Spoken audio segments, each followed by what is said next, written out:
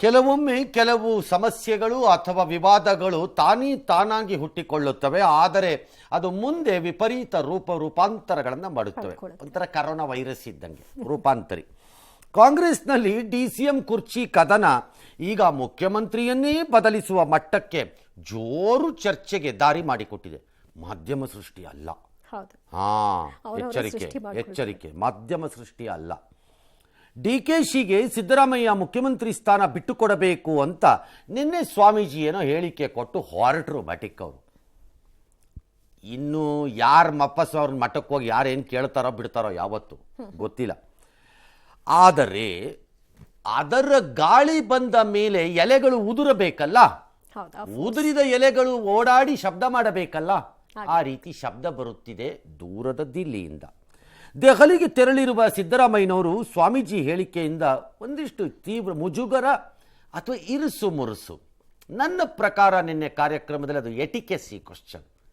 ಎಟಿಕೆಸಿ ಅಂದರೆ ಕಾರ್ಯಕ್ರಮಗಳಿಗಿರುವ ಲಕ್ಷಣ ಶೋಭೆಗಳು ಹೇಗಿರಬೇಕು ಅನ್ನೋದು ಬಹುಶಃ ಅಲ್ಲಾಯ್ತಲ್ಲ ಈ ಥರ ಅಂತ ಅವ್ರಿಗೆ ಅನಿಸಿರ್ಬಹುದು, ಅನ್ನಿಸ್ಬಾರ್ದು ಅಂತಿಲ್ಲ. ಸರಿ, ಇವತ್ತು ಕೂಡ ಅವರು ಆಪ್ತರ ಜೊತೆ ಮಾತನಾಡ್ತಾ ಇದ್ರು, ಹಾಗೇನೋ ಅಸಮಾಧಾನದಲ್ಲಿ ಇದಾರಂತ ಕಾಣಿಸುತ್ತೆ. ಸುದ್ದಿಗೋಷ್ಠಿ ನಡೆಸಿದ್ದಾರೆ ದೆಹಲಿಯ ಕರ್ನಾಟಕ ಭವನದಲ್ಲಿ. ಜಾರ್ಜು ಪರಮೇಶ್ವರ್ ಎಲ್ಲ ಜೊತೆಯಲ್ಲಿ ಇದ್ದರು. ಮುಗಿದ ಮೇಲೆ ಲಿಫ್ಟ್ಗೆ ಹೋಗಿದ್ದಾರೆ. ಈ ಲಿಫ್ಟ್ಗೆ ಹೋದಾಗ ಬಾಗಿಲು ಹಾಕ್ಕೊಳ್ಳೋವರೆಗೂ ನಮ್ಮವ್ರು ಏನು ಮಾಡ್ತಿರ್ತಾರೆ, ಎಮರ್ಜೆನ್ಸಿ ಇರ್ಲಪ್ಪ ಅಂತ ಒಂದು ಕ್ಯಾಮ್ರಾ ಹಾಗೇ ಇಟ್ಟಿರ್ತಾರೆ, ಅದು ಹಾಕಬೇಕು ಪೂರ್ತಿ, ಅಲ್ಲಿವರೆಗೂ ಬಿಡಲ್ಲ ನಮ್ಮವರು.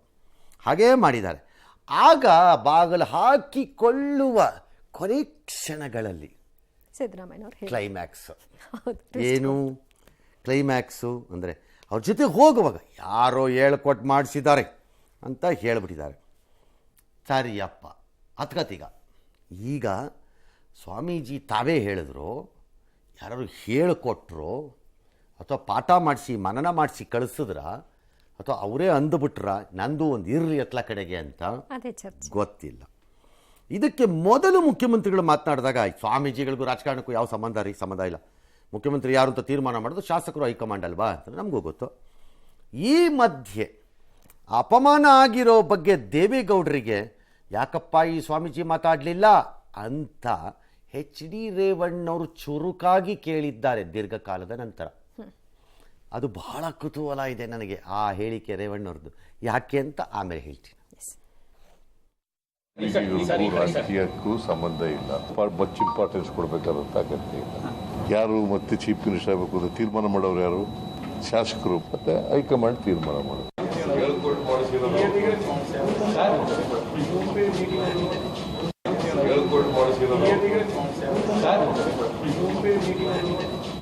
ದೇವೇಗೌಡರ ಬಗ್ಗೆ ಒಂದು ತಿಂಗಳಿಂದ ಏನೇನು ನಡೀತು, ಆದರೆ ಸ್ವಾಮಿಗಳು ಹೇಳುವ ಒಂದು ದೊಡ್ಡರ ಬಗ್ಗೆ ಆ ಮಠಕ್ಕೆ ಏನೇನು ಮಾಡಿದ್ರು ಅದು ಹೇಳ್ಬೋದಾಯ್ತಲ್ರಿ. ಒಂದು ವರ್ಡಾರು ಬರಬಾರ್ದ? ನಮ್ಮ ನಾಯಕರು, ನಮ್ಮ ಸಮಾಜದ ಮುಖಂಡರು ಅವ್ರ ಬಗ್ಗೆ ವೈಯಕ್ತಿಕವಾಗಿ ಎಲ್ಲ ಮಾಡಿದಾಗ ಒಂದು ಸ್ವಾಮಿಗಳು ಹೇಳ್ಬೋದಾಯ್ತು. ಸಿಎಂ ಚರ್ಚೆಗೆ ಬರೋಣ ಸರ್. ಫಸ್ಟ್ ದೇವೇಗೌಡರ ವಿಷಯದಲ್ಲಿ ಏನಕ್ಕೆ ರೇವಣ್ಣವ್ರದ್ದು ನನಗೆ ಕುತೂಹಲವಾಗಿ ಅನ್ನಿಸ್ತು ಅಂದರೆ, ಈ ಚಂದ್ರಶೇಖರ ಸ್ವಾಮೀಜಿಯವರದ್ದು ಮಠ ಏನಿದೆ ಇದು ಇದ್ದ ಮಠ ಅಂತಲ್ಲ, ಮೈಸೂರು ರಸ್ತೆಯಲ್ಲಿ ಇರೋವಂಥದ್ದು. ಈಗಿರುವ ಆದಿಚುಂಚನಗಿರಿ ಮಠ ಒಕ್ಕಲಿಗರಲ್ಲಿ ಇದೊಂದು ದೀರ್ಘಕಾಲ ಇತ್ತು.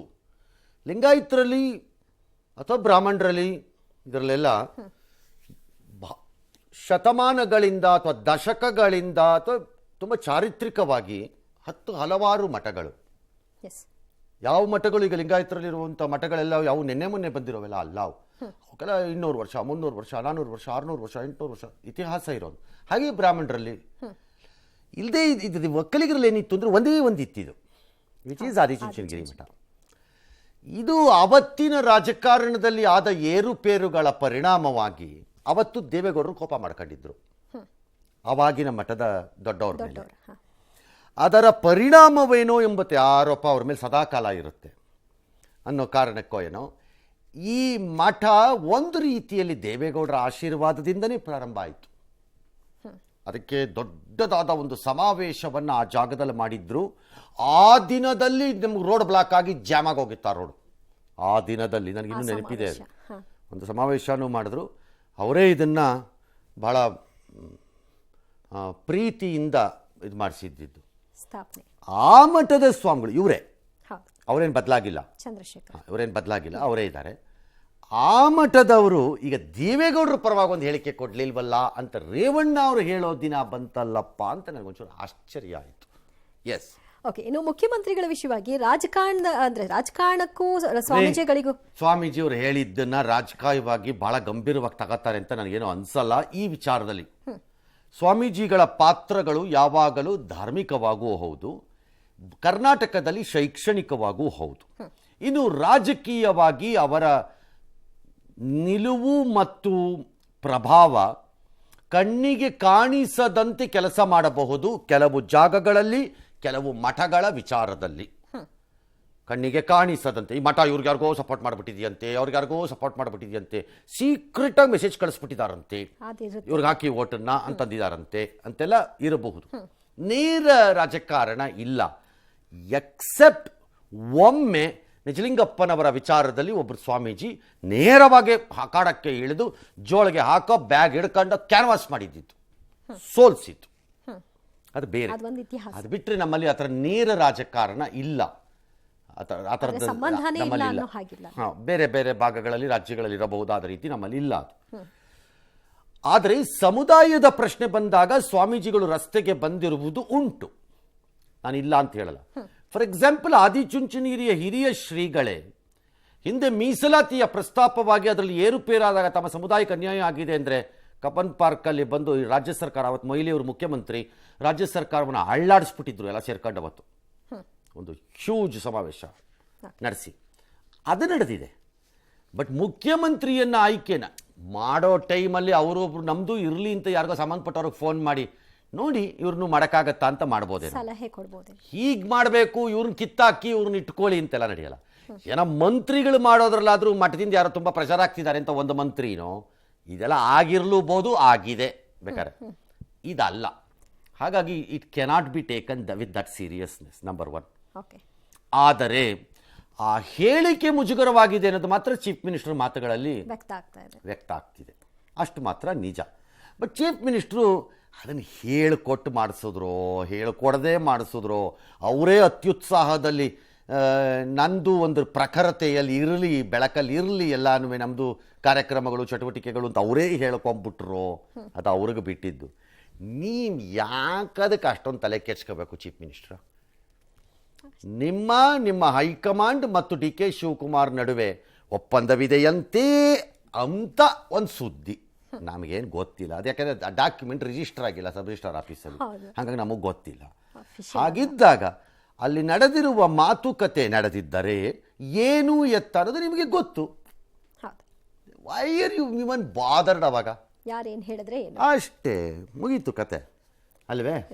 ಎಸ್. ಡಿ ಕೆ ಶಿವಕುಮಾರ್ಗೆ ಮುಖ್ಯಮಂತ್ರಿ ಪಟ್ಟ ಕೊಡಬೇಕು ಅಂತ ಚಂದ್ರಶೇಖರ ಸ್ವಾಮೀಜಿ ಹೇಳಿಕೆ ಕೊಟ್ಟ ಬೆನ್ನಲ್ಲೇ ಕಾಂಗ್ರೆಸ್ನಲ್ಲಿ ಲಿಂಗಾಯತರಿಗೂ ದಲಿತರಿಗೂ ಸಿಎಂ ಸ್ಥಾನ ಕೊಡಬೇಕು ಅನ್ನೋ ಕೂಗು ಎದ್ದಿದೆ. ಚಿಕ್ಕೋಡಿಯಲ್ಲಿ ಶ್ರೀಶೈಲ ಜಗದ್ಗುರು ಚನ್ನಸಿದ್ದರಾಮ ಸ್ವಾಮೀಜಿ ಮಾತನಾಡಿ, ಮುಖ್ಯಮಂತ್ರಿ ಸ್ಥಾನದಲ್ಲಿ ಬದಲಾವಣೆ ಹಾಗೂ ಡಿಸಿಎಂ ಸ್ಥಾನಗಳಲ್ಲಿ ಹೆಚ್ಚುವರಿ ಮಾಡಿದರೆ ಲಿಂಗಾಯತ ಮಂತ್ರಿಗಳಿಗೆ ಹೆಚ್ಚಿನ ಸ್ಥಾನ ಕೊಡಬೇಕು ಅಂತ ಹೇಳಿದ್ರು. ಇದರ ಮಧ್ಯೆ ದಲಿತ ಸಿಎಂ ಕೂಗು ಕೂಡ ಇದೆ ಅಂತ ಸಚಿವ ಮುನಿಯಪ್ಪ ಹೇಳಿಕೆ ಕೊಟ್ಟರು. ಬಿಜೆಪಿಯ ನಾಯಕರು ಕೂಡ ಇದಕ್ಕೆ ಪ್ರತಿಕ್ರಿಯೆಯನ್ನು ಕೊಟ್ಟಿದ್ದಾರೆ.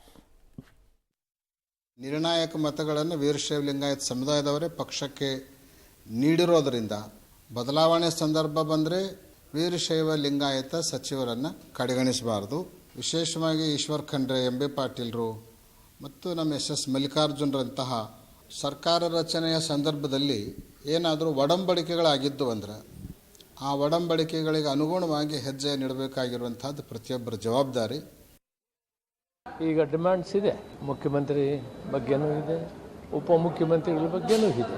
ಪರಮೇಶ್ವರು, ನಾನು, ಜಾರಕಿಹೊಳಿ, ನಮ್ಮ ಮೂಲ ಉದ್ದೇಶ ಪಕ್ಷವನ್ನು ಬಲಪಡಿಸಬೇಕು. ವೈಯಕ್ತಿಕವಾಗಿ ನಮಗೆ ಅಧಿಕಾರ ಇನ್ನೂ ಹೆಚ್ಚಿನ ಸ್ಥಾನಮಾನಗಳು ಬೇಕು ಅನ್ನೋ ವಿಷಯ ಅಲ್ಲ. ಇದು ಮೊದಲಿನಿಂದ ಇದೆ, ಮಲ್ಲಿಕಾರ್ಜುನ ಖರ್ಗೆ ಅವರ ಕಾಲದಿಂದ ಇದೇನು ಹೊಸದೇನಲ್ಲ. ಅದು ಕೂಡ ಹೈಕಮಾಂಡ್ ತೀರ್ಮಾನ ಮಾಡಬೇಕು. ಏನು ಕಿತ್ತಾಟ ಇದ್ದಾರೆ ನೋಡಿ, ಯಾವಾಗಲೂ ಕೂಡ ಯಾರು ಕೇಳದೇ ಇದ್ರೆ ಯಾರು ಕೊಡಲ್ಲ. ಮಗುಗೆ ಹಾಲು ಕೊಡ್ಬೇಕಾದ್ರೆ ಮಗು ಅಳದೇ ಇದ್ರೆ ತಾಯಿ ಎಲ್ರಿ ಹಾಲು ಕೊಡ್ತಾಳೆ? ಹಾಗೆ ಇದು ಅಷ್ಟೇ, ಕೇಳಬೇಕು, ಕೇಳಿದ್ದೇವೆ, ಕೇಳಿದ್ಮೇಲೆ ಕೊಡೋದು ಬಿಡೋದು ಅವರು ಹೈಕಮಾಂಡ್ ಅವರ ನಿರ್ಧಾರಕ್ಕೆ ಬಿಟ್ಟಂತ ವಿಚಾರ. ಆ ಸ್ವಾಮೀಜಿಗಳು ಕರೆದು ನನ್ನ ಕಾನ್ಸ್ಟಿಟ್ಯೂನ್ಸಿಯಲ್ಲಿ ಬೆಳ್ಳಿ ಕಿರೀಟ ಎಲ್ಲ ಕೊಟ್ಟು ನಾನು ದೊಡ್ಡ ಫಂಕ್ಷನ್ ಮಾಡಿದ್ದೆ. ಯಾವ ಅರ್ಥದಲ್ಲಿ ಹೇಳಿದ್ದಾರೆ ಅಂತ ಗೊತ್ತಿಲ್ಲ. ನನ್ನ ಅಭಿಪ್ರಾಯದಲ್ಲಿ ಸಿದ್ದರಾಮಯ್ಯನವರು, ಡಿ ಕೆ ಶಿವಕುಮಾರ್ ಅವರು ಇಬ್ಬರೂ ಆಪ್ತರವರು, ಅವರಿಬ್ಬರ ಮಧ್ಯದಲ್ಲಿ ಭಿನ್ನಾಭಿಪ್ರಾಯ ತಂದಿಡುವಂಥ ಕೆಲಸ ನನ್ನ ಸಮೇತ ಯಾರೂ ಮಾಡಬಾರ್ದು ಅನ್ನೋದು ನನ್ನ ಮನವಿ. ತಕ್ಷಣಕ್ಕೆ ಮುಖ್ಯಮಂತ್ರಿ ಸ್ಥಾನ, ಉಪಮುಖ್ಯಮಂತ್ರಿ ಸ್ಥಾನನೂ ಸಹ ಫುಲ್ ಆಗಿದೆ. 4 ಗೋಡೆ ಮಧ್ಯದಿಂದ ಆಚೆ ಬಂದು ಬೀದಿಗೆ ಬಂದು ರಂಪಾಟ ನಿಂತಿದೆ. ಎಲ್ಲ ಒಂದು ಕಡೆ ನಿಲ್ಲಲ್ಲ ಈ ಜಗಳ. ಒಂದು ನಾನ ಅಥವಾ ಅವರ ಅನ್ನೋಂಥದ್ದು ತಲೆಗೆ ಬಂದಿದೆ. ಬೈರ್ತಿ ಸುರೇಶ್ ಅವರು ಹೇಳಿದ್ದಾರೆ, ಅವರು ಸೇರಿದಂತೆ ಮಾಧ್ಯಮ ಅಲ್ಲ. ಥ್ಯಾಂಕ್ ಯು ಮಿನಿಸ್ಟರ್, ಅದನ್ನ ಕ್ಲಿಯರ್ ಮಾಡಿದ್ರಿ. ಹೇಳ್ಬೇಕಾಗಿತ್ತು. ಎಲ್ಲ ಮಾಧ್ಯಮದವ್ರು ಯೂಸ್ಲೆಸ್ ಫೆಲಸ್, ಸುಮ್ಮನೆ ಸೃಷ್ಟಿ ಮಾಡಿಬಿಡ್ತಾರೆ TRPಗೆ. ಅದೊಂದು ಸೇರಿಸ್ಬಿಡ್ತಾರೆ TRPಗೆ ಸ್ಟ್ಯಾಂಡರ್ಡ್ಗಳಂತಂದು. ಎಸ್, ಅಲ್ಲ, ಒಬ್ರು ಕೇಳಿದ್ಮೇಲೆ ಉಳಿದವ್ರು ಕೇಳ್ಬೋದ್ರಿ, ತಪ್ಪೇನಿದೆ. ಜಮೀರು ಮುಸ್ಲಿಮರನ್ನ ಮಂತ್ರಿ CM ಮಾಡಿ ಅಂತ ಯಾಕ್ರಿ ಕೇಳಬಾರ್ದು? ಜಾರ್ಜು ನನ್ನ ಕ್ರೈಸ್ತರ ಪರವಾಗೋ ಅಥವಾ ಈ ರಾಜ್ಯಕ್ಕೆ ಅಷ್ಟು ವರ್ಷದಿಂದ ಇದ್ದೀನಿ, ನನ್ನನ್ನು CM ಮಾಡಿ ಅಂತ ಯಾಕ್ರಿ ಕೇಳಬಾರ್ದು? ಎಲ್ಲರೂ ಕೇಳ್ರಪ್ಪ, ಕೇಳಕ್ಕೇನು? ಖಾಲಿ ಇದ್ರೆ ಅಲ್ವಾ ಸರ್? ಅದು ಬೇರೆ ವಿಚಾರ. ಖಾಲಿ ಮಾಡ್ಕೊಂಡು ಕೇಳಬೇಕು. ಪೋಸ್ಟಿಂಗ್ ಅಲ್ಲಿ ಸರ್ಕಾರದಲ್ಲಿ ಕೇಳ್ಕೊಂಡಿದ್ರೆ ಖಾಲಿ ಇದ್ದರೆ ಕೊಡ್ತೀನಿ, ಖಾಲಿ ಇದ್ದ ಕೊಡ್ತೀನಿ, ಖಾಲಿ ಮಾಡಿಸ್ಬಿಟ್ಟು ಬರ್ತಾರಲ್ಲಿ. ಹಂಗೆ ಖಾಲಿ ಮಾಡಿಸ್ಕೊಳ್ಳಿ ಬೇಕಿತ್ತು ನಿಮಗೆ. ನಮ್ಮ ಪ್ರಾಬ್ಲಮ್ ಅದಲ್ಲ. There is an impending flood ಆಗೋಬಹುದು ಅನ್ನೋ ಲಕ್ಷಣಗಳು ಹಲವೆಡೆಗಳಲ್ಲಿ ಕಾಣಿಸ್ತಾ ಇದೆ. ಇತ್ತ ಆರೋಗ್ಯದ ವಿಚಾರದಲ್ಲಿ ಡೆಂಗ್ಯೂ ಮಾರಿ ತರ ಕಾಡೋ ಎಲ್ಲ ಲಕ್ಷಣಗಳನ್ನು ತೋರಿಸ್ತಾ ಇದೆ.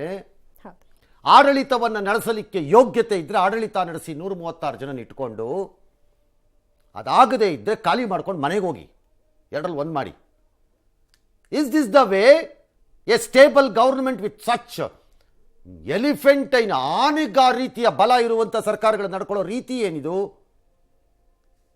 ವಿತ್ ಸಚ್ ಸ್ಟ್ರಾಂಗ್ ಲೀಡರ್ಸ್, ಅಷ್ಟು ಶಕ್ತಿಯುತವಾದ ನಾಯಕರುಗಳು ಇಟ್ಕೊಂಡು ನಿಮ್ಮ ಲೀಡರ್ಗಳ ಬಾಯಿನ ಮುಚ್ಚಿಸ್ಕೊಳಕ್ಕಾಗಲ್ಲ ಅಂತಂದರೆ ಈ ನಮ್ಮ ಬಾಯಿನೇನು ಬಡಿತೀರಿ ನೀವು ಕೂತ್ಕೊಂಡು? ಕಾಮನ್ ಸೆನ್ಸ್ ಇಲ್ಲ ಸ್ವಲ್ಪನೂ. ಯಾರು ಏನು ಬೇಕಾದ್ರೂ ಕೇಳ್ಕೊಳ್ಳಿ, ನಮಗೆ ಸಂಬಂಧ ಇಲ್ಲ. ಅದು ನಮಗೆ ಬೇಕಾಗಿರೋದು ರನ್ ದ ಗೌರ್ಮೆಂಟ್ ಪ್ರಾಪರ್ಲಿ ಅಂದರೆ ಈಗೇನ ನಿಂತೋಗ್ಬಿಟ್ಟಿದ್ಯಾ? ಕೆಲಸ ಇಲ್ಲ, ಸರಿಯಾಗಿ ಕೆಲಸ ಮಾಡ್ತಾ ಇಲ್ಲ. ನಿಮ್ಗೆ ಯಾವನು ಹೇಳ್ದವನು? ಕಾಣಿಸ್ತಿದೆ. ಯಾವಾಗಲೂ ನೀವು ಕೆಲಸ ಮಾಡ್ತಿದ್ದೀರಿ ಅನ್ನೋದು ಒಂದು ಸ್ಥಿರತೆ ಅನ್ನೋದು ಸರ್ಕಾರಕ್ಕೆ ಎಲ್ಲಿ ಬರುತ್ತೆ ಅಂದರೆ, ಬರೀ ಎಲ್ಲೋ ಒಂದು ರಸ್ತೆ ಮಾಡಿಬಿಟ್ರಲ್ಲ. The way government looks in to ಫ್ಯೂಚರಲ್ಲಿ ಹೇಗೆ ಮಾಡಬೇಕು ಅಂತ ಒಂದು ವರ್ಷ ಆಯಿತು. ಒಂದು ಪ್ಲ್ಯಾನ್ ಏನಾದ್ರು ಮಾಡ್ಕೊಂಡು ಬಂದಿದ್ದೀರಿ ಆಚೆಗೆ? ಅಭಿವೃದ್ಧಿ ಏನು ತೊಂದರೆ ಇಲ್ಲ, ಏನು ಹೇಳಿ ನೋಡೋಣ ಯಾವ್ದಾರು. ಆಲ್ ರೈಟ್, ನೀವು 1 ವರ್ಷದಲ್ಲಿ ಪ್ಲ್ಯಾನ್ ಮಾಡೋದಾದ್ರೆ ಒಂದು ಕೆಲಸ ತೋರಿಸ್ರಪ್ಪ ನನಗೆ, ಯಾರು ಒಬ್ಬರು ನೋಡೋಣ. ಬರೀ ಉಡಾಪೆ ಹೊಡ್ಕೊಂಡು ಕಾಲ ಕಳೆದು ಬಿಟ್ರಿ. ಆರಂಭದ 6 ತಿಂಗಳು 8 ತಿಂಗಳು ಗ್ಯಾರಂಟಿಲಿ ಕಾಲ ಕಳೆದ್ರಿ, ಆಮೇಲೆ ಎಲೆಕ್ಷನಲ್ಲಿ ಕಾಲ ಕಳೆದ್ರಿ, ಈಗ ಇದ್ರಲ್ಲಿ ಕಾಲ ಕಳ್ಕೊಂಡು ಓಡಾಡ್ತಾ ಇದ್ದೀರಿ. ಗ್ಯಾರಂಟಿನೇ ಸಾಧನೆ ಅನ್ನೋದಾದ್ರೆ ಯಾವ್ದಾದ್ರು ಒಂದು ಮಾಡಬೇಕಪ್ಪ. What sort of high command is your party? ಒಂದು ಕ್ಲಾರಿಟಿ ಕೊಡೋಕ್ಕಾಗಲ್ವ? ಎಲ್ಲ ಬಾಯಿ ಮುಚ್ಕೊಂಡು ಇರಿ ಅಂತ ಹೇಳಬೇಕು. ಇದನ್ನು ಮಾಡಬೇಕು. ಬೇರೆ ಅಲ್ಲೆಲ್ಲ ಬಂದ್ಬಿಟ್ಟು ಇದು NDA ಸರ್ಕಾರ ಅಸ್ಥಿರವಾಗಿದೆ, ಅದು ಸರಿ ಇಲ್ಲ. ಅದು ವೀಕ್ ಆಗ್ಬಿಟ್ಟಿದೆ. ಇದೇನಿದು ಸ್ಟ್ರಾಂಗಾ? ಜನ ಹಂಗೆ ಅನ್ಕೋಬೇಕಾಯ್ದೇನ? ನೀವು ಬಡ್ದಾಡ್ಕೊಳ್ಳೋದು ನೋಡ್ತಾ ಇದ್ರೆ ಒಳ್ಳೆ ದಾಯಾದಿಗಳ ಥರ ಬಡ್ದಾಡ್ತಾರೆ. ಎಸ್, ಯಾರೇನು ಬೇಕಾದ್ರೂ ಕೇಳಿ, ಎಲ್ಲರನ್ನೂ ಮಾಡಿ. ನನ್ನ ಬೇಡ ಅಂದವ್ರು ಯಾರು? ನಮಗೇನು ಹೋಗ್ಬೇಕು? ನಮಗೆ ಬಂದಿದ್ಯಾ ST ಅಭಿವೃದ್ಧಿ ನಿಗಮ, ಇದು ಬೇಕಾಗಿರೋದು. ಯಾವನವನು ಕಚಡಾವನು ಶೆಡ್ಯೂಲ್ ಟ್ರೈಬ್ ಪರಿಶಿಷ್ಟ ವರ್ಗಕ್ಕೆ ಮೀಸಲಿಟ್ಟ ಹಣವನ್ನು ತಿಂದಿದ್ದಾನೆ ಅಂತ ಕೇಳ್ಕೊಂಡು ಹೆಡೆಮುರಿ ಕಟ್ಟಿ ಮೂತಿ ಹೊಡಿತೀವಿ ಅಂತ ಆಡಳಿತ ನಡೆಸೋದಲ್ಲ. ಇವರು ಯಾರೋ ಪೊಲೀಸ್ನವ್ರು ಕೊಟ್ಬಿಟ್ಟು ಕೈ ತೊಳ್ಕೊಂಬಿಟ್ಟು CM ಯಾರು, ಡೆಪ್ಟಿ CM ಯಾರು ಅನ್ಕೊಂಡು ಗೋಲಿ ಆಡಿ ಹೋಗ್ಬಿಟ್ಟು ಎಲ್ಲರೂ ಸುಮ್ಮನೆ ಪುರ್ಸೊತ್ತಾಗಿದ್ದರೆ ಅದಾರು ಮಾಡಿ ಚಿನ್ನಿದಾಂಡು ಗೋಲಿ ಆಡ್ಕೊಂಡು ಕಾಲ ಕಳೀರಿ. ಸ್ವಲ್ಪ ನೆಮ್ಮದಿನಾರು ಸಿಗತ್ತೆ, ಬಾಡಿನಾರು ಸರಿ ಹೋಗುತ್ತೆ ಎಲ್ಲರಿಗೂ. ಒಳ್ಳೆ ಕಥೆ ಆಯ್ತು ಇವ್ರದ್ದು. ಪ್ರಕರಣದ 13ನೇ ಆರೋಪಿ ಸತ್ಯನಾರಾಯಣ ವರ್ಮ 3ನೇ CMM ಕೋರ್ಟ್ಗೆ ಒಂದು ಮನವಿ ಪತ್ರ ಕೊಟ್ಟಿದ್ದಾರೆ. CID ಅಧಿಕಾರಿಗಳ ಅನುಪಸ್ಥಿತಿಯಲ್ಲಿ ನಾನು ನ್ಯಾಯಾಧೀಶರ ಮುಂದೆ ಹೇಳಿಕೆ ಕೊಡ್ತೀನಿ, ಅವಕಾಶ ಕೊಡಿ ನನಗೆ ಅಂತ ಹೇಳಿದ್ದಾರೆ. ಏನಂತೆ? ನಿಜವಾದ ಆರೋಪಿಗಳನ್ನು CID ರಕ್ಷಣೆ ಮಾಡ್ತಾ ಇದೆ. ಚಂದ್ರಶೇಖರ್ ಆರೋಪ ಮಾಡಿದ್ರು, ಅಮೃತ ಆರೋಪಿಗಳ ರಕ್ಷಣೆ ಆಗ್ತಾ ಇದೆ ವ್ಯಕ್ತಿಗ. ಅಧಿಕಾರಿಗಳಿಂದ CIDನಲ್ಲಿ ನನಗೆ ಬೆದರಿಕೆ ಇದೆ ಜೀವ. ತಾವು ಹೇಳಿದಂತೆ ಕೇಳಲು CID ಅಧಿಕಾರಿಗಳು ಒತ್ತಡ ಹೇರ್ತಾ ಇದ್ದಾರೆ. ಖಾಲಿ ಹಾಳೆ ಮೇಲೆ ಸೈನ್ ಮಾಡಿಸ್ಕೊಂಡಿದ್ದಾರೆ. ಮಾಡಿಸ್ಕೊಳ್ಳಿ ಬಿಡ್ರಿ, ನಿಮ್ಮ ಆಸ್ತಿ ಬರ್ಕೊಳ್ಳೋಕ್ಕಾಗಲ್ಲ. ಈ ಪೇಪರ್ ಫೋಟೋ ತೆಗೆಯೋದಕ್ಕೆಲ್ಲ ಅವಕಾಶ ಕೊಟ್ಟಿಲ್ಲ. ನನ್ನನ್ನು ಅರೆಸ್ಟ್ ಮಾಡಿದ 4 ದಿನ ಕುಟುಂಬಸ್ಥರಿಗೆ ಮಾಹಿತಿ ಕೊಟ್ಟಿಲ್ಲ ಅಂತೆಲ್ಲ ಆ ಪಾರ್ಟಿ ಈಗ ಹೇಳಿದ್ದಾರೆ. Okay, magistrate can record the statement if you wants. ಅವ್ರಿಗೆ ಬೇಕು ಅನ್ಸಿದ್ರೆ ಮಾನ್ಯ ನ್ಯಾಯಮೂರ್ತಿಗಳು ಮಾಡ್ಬೋದು ಅದನ್ನು, ಮಾಡಲಿ. ಬಟ್ ದಿ ಪಾಯಿಂಟ್ ಈಸ್ ಅದಲ್ಲ. ಏನ್ ಸರ್? ಪಾಯಿಂಟ್ ಈ ಪರಿಸ್ಥಿತಿ ಯಾಕೆ ಬರ್ತಾ ಇದೆ ಆ ಇನ್ವೆಸ್ಟಿಗೇಷನ್ ಒಳಗಡೆ ಅನ್ನೋದು. ಅನುಮಾನ ಬರೋ ರೀತಿ ಯಾಕೆ? ಟು ಕ್ಲಾಸಿಕ್ ಇನ್ವೆಸ್ಟಿಗೇಷನ್ಸ್ ನಮ್ಮ ಕಣ್ಣು ಮುಂದೆ ಇವಾಗ ಕೂತ್ಕೊಂಡಿರೋದಿಲ್ಲಿ, SIT ವಿಚಾರದಲ್ಲಿ ಅಥವಾ COD ವಿಚಾರದಲ್ಲಿ. ಒಂದು ಯಾವುದೋ ಒಂದು ನಟ ಒಬ್ಬ ಮಾಡಿರಬಹುದು ಎನ್ನಲಾಗಿರುವ ಒಂದು ಘಟನೆ, ಇನ್ನೊಂದು ದುಡ್ಡನ್ನು ತಿಂದಿದ್ದಾರೆ, ಲೂಟಿ ಹೊಡೆದಿದ್ದಾರೆ, ಹೇಸಿಗೆಯನ್ನು ತಿಂದು ಓಡಾಡ್ತಿದ್ದಾರೆ ಅನ್ನುವ ಇನ್ನೊಂದು ಘಟನೆ. ಎರಡೂ ಸಮಾಜದ ದೃಷ್ಟಿಯಲ್ಲಿ ಅತ್ಯಂತ ಕ್ರೂರವಾದ ಕೆಲಸಗಳೇ ಎರಡೂವೇ. ಹಾಗಿದ್ದಾಗ ವಾಟ್ ಆರ್ ಯು ಡೂಯಿಂಗ್? ಒಬ್ಬ ಮಂತ್ರಿಯ ರಾಜೀನಾಮೆ ಪಡಿತೀರಿ, ಆತನ ಒಂದು ಹೇಳಿಕೆಯನ್ನು ದಾಖಲು ಮಾಡ್ಕೋಬೇಕು, ಒಂದು ನೋಟಿಸ್ ಕೊಟ್ಟು ಅನ್ನೋ ಕನಿಷ್ಠ ಅರ್ಜೆನ್ಸಿ, ತುರ್ತು ಆಲೋಚನೆ ಇಲ್ಲದಿದ್ದಾಗ ಆತನ ರಾಜೀನಾಮೆಯನ್ನು ಯಾಕೆ ಪಡ್ಕೋಬೇಕಾಗಿತ್ತು? ನಂಬರ್ 1. ಆರ್ ಆತನಾದರೂ ಯಾರಿಗೂ ಮುಜುಗರ ಆಗುವುದು ಬೇಡ ಅಂತ ಯಾಕೆ ಕೊಡಬೇಕಾಗಿತ್ತು? ಪಾತ್ರನೇ ಇಲ್ಲ ಅಂತ ಪಾತ್ರನೇ ಇಲ್ಲದಿದ್ದಾಗ ಮುಜುಗರದ ಪ್ರಶ್ನೆ ಎಲ್ಲಿ ಬಂತು? ಆದರೆ ಆ ನಿಗಮದ ಅಧ್ಯಕ್ಷರಾಗಿದ್ದವರಿಗೆ ರಾಜಾರೋಷವಾಗಿ ದಿಮ್ರಂಗ ಅನ್ಕೊಂಡು ಮೀಸಿ ತಿರ್ಕೊಂಡು ಓಡಾಡಕ್ಕೆ ಯಾಕೆ ಬಿಟ್ಕೊಟ್ಟಿದ್ದೀರಿ? ಈಗಲೂ ಈ ದುಡ್ಡನ್ನ ತಿಂದವರು ಯಾರು ರಾಜ್ಯಕ್ಕೆ ಗೊತ್ತಿಲ್ಲ. ನನ್ನ ಸಹೋದ್ಯೋಗಿಗಳು ನನಗೆ ನೀಡುವ ಮಾಹಿತಿಯ ಪ್ರಕಾರ, maybe we need to cross check it, ಮಾಡ್ಕೊಳ್ಳೋಣ. ಅಂಬೇಡ್ಕರ್ ನಿಗಮದಲ್ಲಿ ಇಂತಹದೇ ಒಂದು ಪ್ರಕರಣ ಹಿಂದೆ ನಡೆದಿತ್ತು ಅಂತಿದ್ದಾರೆ, 50 ಕೋಟಿ ರೂಪಾಯಿಗೆ. ಅದನ್ನ ಬ್ಯಾಂಕ್ ಯಾವುದ್ರದ್ದು ಮೇಲೆ ಹಾಕಿ ಬ್ಯಾಂಕ್ ಕಟ್ಟೋಂಗಾಯ್ತು ಅದು ಫೈನಲಿ ಎಂದಿದ್ದಾರೆ. Looks like a same MO is adapted in this case. ಅದೇ ಮೋಡಸ್ ಆಪರಂಡ ಇಲ್ಲಿಗೂ ಬಂದಂಗಿದೆ, ಅದೇ ಬಂದಂಗಿದೆ. ಇಲ್ಲಿ ತಗಲಾಕೊಂಡಿದ್ದೆ ಅಂದ್ರೆ ಅವ್ರು ಯಾರೋ ನೇಣ ಹಾಕೊಂಡು ಸತ್ತೋಗಿದ್ದಕ್ಕೆ ಸೇಮ್ MO ಬಂದಂಗಿದೆ. ರಿಓಪನ್ ದಟ್ ಕೇಸ್, ಅಂಬೇಡ್ಕರ್ ಕೇಸಲ್ಲಿ ವಾಪಸ್ ಹಾಕಾರೆ. ಪರಿಶಿಷ್ಟ ಜಾತಿ ದುಡ್ಡು, ಪರಿಶಿಷ್ಟ ಪಂಗಡದ ದುಡ್ಡು, ಮಾತಾಡೋದು ಮಾತ್ರ ಅವರಿಬ್ಬರ ಹಿತ ಬಿಟ್ಟು ನಾವು ಹುಟ್ಟಿದ್ದೆ ಅಲ್ಲಿಂದ ಅನ್ನೋ ಟೈಪ್ ಮಾತಾಡ್ತೀರಿ ಡ್ರಾಮಾ ಮಾಸ್ಟರ್ಗಳು. ಮಾತಾಡಿದ್ರೆ ಸಾಕು, ಪರಿಶಿಷ್ಟ ಜಾತಿ ಮತ್ತು ಪರಿಶಿಷ್ಟ ವರ್ಗಗಳು ಅಂತ ಮಾತು ಸ್ಟಾರ್ಟ್ ಆಗದೆ ಅಲ್ಲಿಂದ. And what is these organisations are doing?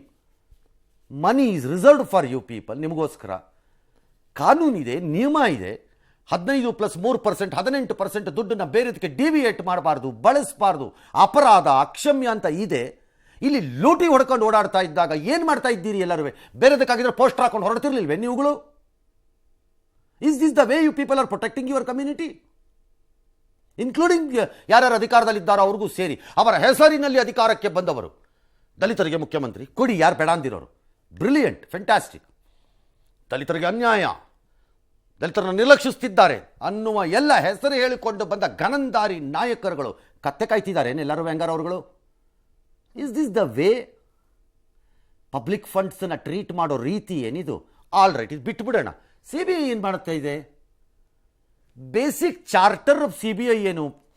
Financial frauds, ಕ್ರೈಮನ್ನು ಕೈಗೆ ತಗೊಳ್ಳೋದು. ಅವ್ರೇನು ಮಾಡ್ತಿದ್ದಾರೆ? ಅವ್ರು ನಿದ್ದೆ ಉಳಿತೀರಂಗಿದೆಯಪ್ಪ. ಅವರು ಆರಾಮಾಗಿ ಹೋಗೋಣ ಸುಮ್ಮನೆ ಸ್ಲೋಲಿ ಅಂತಿದ್ದಾರೆ. ಗೊತ್ತಿಲ್ಲ ಅವ್ರದ್ದು ಏನು ಕಥೆನೋ ನನಗೆ. ED ಚುರುಕಾಗ್ಬಿಟ್ಟಿದೆಯಂತೆ. ಮನಿ ಲಾಂಡ್ರಿಂಗ್ ಫಸ್ಟ್ ಅವ್ರು ಚುರುಕಾಗ್ಬಿಟ್ಟಿದ್ದಾರೆ. ಕೂಸುಟ್ಟಕ್ಕೆ ಮೊದಲು ಕುಲಾವಿ ಬಂದಂಗೆ. ಇಲ್ಲಿ ಏನು ತಮಾಷೆ ಆಡ್ತಿದ್ದೀರಾ? 1,000 ಅಕೌಂಟು, 2,000 ಅಕೌಂಟ್ಗಳನ್ನು ಮಾಡ್ತಾರೆ, ಫ್ರಾಡ್ ಮಾಡ್ತಾರೆ. ಹಾಗಿದ್ರೆ ರಾಜ್ಯ ಸರ್ಕಾರದಲ್ಲಿ has finance secretary issued 1 clarification to ಈ ರಾಜ್ಯಕ್ಕೆ? ಯಾರು ಫಿನಾನ್ಸ್ ಸೆಕ್ರೆಟರಿ? ಯಾರು ಇರಿಪ್ಪ, ಒಳ್ಳೆಯವರೋ ನೀವೇನೋ ನಂಗೆ ಗೊತ್ತಿಲ್ಲ ಏನು ಅಂತ. ಏನು ಪ್ರೋಟೋಕಾಲ್ಗಳಿವೆ? ಈ ರೀತಿ ಲಾರ್ಜ್ ಮನಿನ ಸರ್ಕಾರದಿಂದ ಮೂವ್ ಮಾಡಬೇಕಾದ್ರೆ, ಒಳಗೆ ಬಂದರೆ ಹೊರಗೆ ಹೋದ್ರೆ ಅನ್ನೋದಕ್ಕೆ ಏನು ಪ್ರೋಟೋಕಾಲ್ಸು? ಏನಾದ್ರು ಒಂದು ಹೇಳಬೇಕಲ್ಲ ಯಾರು? ಫೈನಾನ್ಸ್ ಮಿನಿಸ್ಟರ್, ಚೀಫ್ ಮಿನಿಸ್ಟರ್ ಹೇಳಲ್ಲ, ಫೈನಾನ್ಸ್ ಸೆಕ್ರೆಟರಿಯಾಗಿ ಅವ್ರು ನೀವುಗಳು ಹೇಳಲ್ಲ. ಏನು ಪ್ರೋಟೋಕಾಲ್ಸ್ ಏನು? ಈ ರೀತಿ ಬಾಯಿಗೆ ಬಂದಂಗೆ ದುಡ್ಡು ಮೂವ್ ಆಗತ್ತಾ? ಹಂಗಾರೆ ನಾಳೆ ಎಲ್ಲರೂ ಇದೇ ಥರ ಫ್ರಾಡ್ ಮಾಡಿ ದೋಖಾ ಸಿಗ್ನೇಚರ್ಗಳು ಹಾಕಿದ್ವಿ ಅಂಥೇಳಿ ಕನೈವಾಗಿ ಯಾವ್ಯಾವುದೋ ಬ್ಯಾಂಕ್ಗಳ ಜೊತೆ ದುಡ್ಡನ್ನು 100 ಕೋಟಿ ಎತ್ಕೊಂಡು ಹೊರಟು ಬಿಡಿ, ಎಲ್ಲ ದೋಖಾ ಆಗಿದೆ ಅಂತೇಳಿ ಮುಚ್ಚಿಬಿಟ್ಟು ಕಟ್ಬಿಟ್ಟು ಎಷ್ಟು ಬಿಡಿ ಹೇಳ್ತೀನಿ ಮೇಲಕ್ಕೆ. ಈ ಸುಖಕ್ಕೆ ನಿಮಗೆ ನೀವು ಹೆಚ್ಚಿಸುವ ಟ್ಯಾಕ್ಸ್ ಬೇರೆ ಕೊಡಬೇಕಾ? ಅಭಿವೃದ್ಧಿ ಕಾರ್ಯಗಳಿಗಾಗಿ. ಯಾರ ಅಭಿವೃದ್ಧಿ ಕಲೆಕ್ಟ್ ಮಾಡ್ತಾ ಇದ್ದೀರಿ ಸರ್ ಟ್ಯಾಕ್ಸ್ಗಳನ್ನು? ಹಂಗಾರೆ ಜಾಸ್ತಿ ಮಾಡಿ ಮಾಡಿ ಮಾಡಿ ಒಂದು ಕಡೆ ಪ್ರಾಣ ತೆಗಿತೀರಿ, ತೆಗೆದುಬಿಟ್ಟು ಅಭಿವೃದ್ಧಿ ಅಂತೀರಿ. ಇದು ಅಭಿವೃದ್ಧಿ? ಶೇಮ್. ನಾನು ಐಮ್ ಟೆಲಿಂಗ್ ಯು. ಈ ಎರಡೂ ಅಂಬೇಡ್ಕರ್ ಆಗಿದ್ದರೆ ನಂಗೆ ಗೊತ್ತಿಲ್ಲ, ಅದು we need to cross check ಅದನ್ನು. ಎಸ್. ವಾಲ್ಮೀಕಿ ಅಭಿವೃದ್ಧಿ ನಿಗಮದ ಹಗರಣದಲ್ಲಿ ಮುಖ್ಯಮಂತ್ರಿ ಸಿದ್ದರಾಮಯ್ಯ ಅವರು ನೈತಿಕ ಹೊಣೆ ಹೊತ್ತು ರಾಜೀನಾಮೆ ಕೊಡಬೇಕು ಅಂತ ಬಿಜೆಪಿ ಆಗ್ರಹಿಸಿ ರಾಜ್ಯವ್ಯಾಪಿ ಪ್ರತಿಭಟನೆಯನ್ನು ನಡೆಸಿತು. ಆದರೆ ಸಿಎಂ ಮಾತ್ರ ಎಸ್ಐಟಿ ರಚಿಸಿದ್ದೀವಿ, ಸಿಬಿಐ ತನಿಖೆ ಕೂಡ ನಡೀತಾ ಇದೆಯಲ್ಲ ಅಂತ ಹೇಳೋ ಮೂಲಕವಾಗಿ ಇದು ಬಿಜೆಪಿಯ ರಾಜಕೀಯ ಅಂದ್ರು. ನಾಗೇಂದ್ರ ಪಾಲು 20%, 80% ಲೂಟಿ ಹೊಡೆದಿರೋರು ಇವರು ಸಿದ್ದರಾಮಯ್ಯ ಅಂಡ್ ಗ್ಯಾಂಗ್. ನಾವು ಅದಕ್ಕೆ ವಿಧಾನಸಭೆಯಲ್ಲಿ ಸಿದ್ದರಾಮಯ್ಯನವರ ರಾಜೀನಾಮೆಗೆ ಪಟ್ಟಿಡಿದು ಹೋರಾಟವನ್ನು ನಾವು ಮಾಡೋರಿದ್ದೀವಿ. ಏನೋ ಒಂದು ವಿಕೆಟ್ ಬಿದ್ದಿದೆ ಅಂತಲ್ಲ, ಇನ್ನೊಂದು ವಿಕೆಟ್ ಬೀಳಬೇಕು, ಇನ್ನೂ 3-4 ವಿಕೆಟ್ ಬೀಳೋದಿದೆ ಈ ಸರ್ಕಾರದಲ್ಲಿ. 2,000 ರೂಪಾಯಿ ಅಂತೇಳಿ ನಮ್ಮನ್ನು ಲೂಟಿ ಹೊಡಿತಾ ಇದ್ದಾರೆ ಅಂತೇಳಿ ಅರ್ಥ ಆಗಿದೆ. ಬೇರೆ ಬೇರೆ ರಾಜ್ಯಗಳಿಗೆ ವರ್ಗಾವಣೆ ಮಾಡಿಕೊಂಡು ಲೋಕಸಭಾ ಚುನಾವಣೆ ಸಂದರ್ಭದಲ್ಲಿ ಹಣವನ್ನ ಬಳಕೆ ಮಾಡಿದ್ದಾರೆ ಅನ್ನೋ ಆರೋಪ ಕೂಡ ಕೇಳಿ ಬರ್ತಾ ಇದೆ. ಮುಖ್ಯಮಂತ್ರಿಗಳು ಹಣಕಾಸಿನ ಇಲಾಖೆ ನಿರ್ವಹಿಸ್ತಾ ಇದ್ದಾರೆ. ನಾಗೇಂದ್ರ ಅವರು ರಾಜೀನಾಮೆ ಕೊಟ್ಟಿದ್ದಾರೆ. SIT ಅವರು ಕರೆದವರಿಗೆ ತನಿಖೆಗೆ ಕರೆದಿಲ್ಲ. ಅವರು ಕರ್ನಾಟಕ ಅವರು ರಾಜಕೀಯಕ್ಕೋಸ್ಕರ ಪ್ರತಿಭಟನೆ ಮಾಡ್ತಾ ಇದ್ದಾರೆ. ಇದು ಬ್ಯಾಂಕ್ಗೆ ಸಂಬಂಧಪಟ್ಟಂತ ವಿಚಾರ ಆದ್ದರಿಂದ ಸಿಬಿಐನೂ ಮಾಡ್ತಾ ಇದ್ದಾರೆ, ಎಂಕ್ವೈರಿನ ಇಡಿನೂ ಮಾಡ್ತಾ ಇದ್ದಾರೆ, SITನೂ ಮಾಡ್ತಾ ಇದ್ದಾರೆ. ಅದು ನ್ಯಾಷನಲೈಸ್ ಬ್ಯಾಂಕ್, ಅದಕ್ಕೋಸ್ಕರ ಅದರ ಮೇಲೆ ಸಿಬಿಐ ಪ್ರಾರಂಭ ಮಾಡಿದ್ದಾರೆ. ನಾವು ಪರ್ಮಿಷನ್ ಕೊಟ್ಟಿಲ್ಲ, ಅಧಿಕಾರದಲ್ಲಿದ್ದಾಗ ಸಿಬಿಐ ಕೊಡಲ್ಲ, ನಾವು ಕೊಡಬೇಕಾಗೂ ಇಲ್ಲ. ಈ ಪ್ರಕರಣ ನ್ಯಾಷನಲ್ ಬ್ಯಾಂಕ್ಗೆ ಬಂದಿರೋ ರಿಲೇಟೆಡ್ ಇಶ್ಯೂ ಇದು. ಅಲ್ಲಿ ಅವರಿಂದ FIR ಆಗಿರೋದು. ಅದು inter state matter. You are not suppose to investigate. ನನ್ನ ಪ್ರಕಾರದಲ್ಲಿ ಹ್ಯಾಂಡ್ ಇಟ್ ಓವರ್. ಏನು ನೀವು ಕಳ್ಕೊಳ್ಳೋದು? ರಾಜಕಾರಣ ಏನು ಇಲ್ಲ ಅನ್ನೋದಾದರೆ, if Nagendra is innocent or Daddal is innocent ಇರ್ಬೋದು, ನೀವೇನು ಕಳ್ಕೊಳ್ಳೋದಿದೆ ಇದರಲ್ಲಿ? ಹ್ಯಾಂಡ್ ಓವರ್ ಮಾಡಿ. ಅವಾಗ ಏನು ಕಡಿತಾರೆ CBI ನೋಡೇ ಬಿಡೋಣ.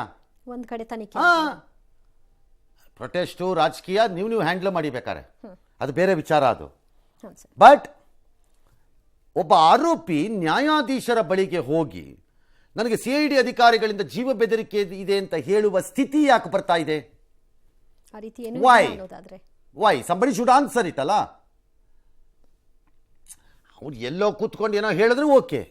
ವೈ ನ್ಯಾಯಾಧೀಶರು ಮುಂದಕ್ಕೆ ಹೋಗಿ ಹೇಳಬೇಕು ಅಂತಂದ್ರೆ ಏನು ಅರ್ಥ? ಅದಕ್ಕೆ ಅಷ್ಟು ಒತ್ತಡ ಇದೆ. ಆಲ್ ರೈಟ್, ನೋಡೋಣ ಅದು ಏನು ಮಾಡ್ತಾರೆ ಅಂತ ಮುಂದಕ್ಕೆ.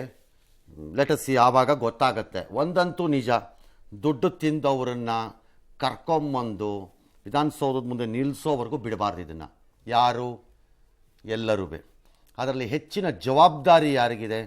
ಆ ಸಮುದಾಯಗಳ ರಕ್ಷಣೆಗೆ ಕಟಿಬದ್ಧರು ನಾವೇ ಅಂತ ಹೇಳಿಕೊಂಡು ಸದಾಕಾಲ ಪೋಸು ಕೊಟ್ಟುಕೊಂಡು ಅದರ ಪರಿಣಾಮವಾಗಿ ಎಲ್ಲ ಲಾಭಗಳನ್ನು ಮಾಡಿಕೊಂಡು ಮಕ್ಕಳು, ಮೊಮ್ಮಕ್ಕಳು, ಮರಿಮಕ್ಕಳು, ಹುಟ್ಟಲು ಇನ್ನು ಬಾಕಿ ಇರುವ ಮಕ್ಕಳಿಗೂ ಲಾಭವನ್ನು ಮಾಡಿಕೊಟ್ಟು ತಿರುಗಾಡ್ತಾ ಇರುವಂತಹ ಶೋಕಿಗಳಿಗೆ ಪಾಠ ಕಲಿಸಲೇಬೇಕು.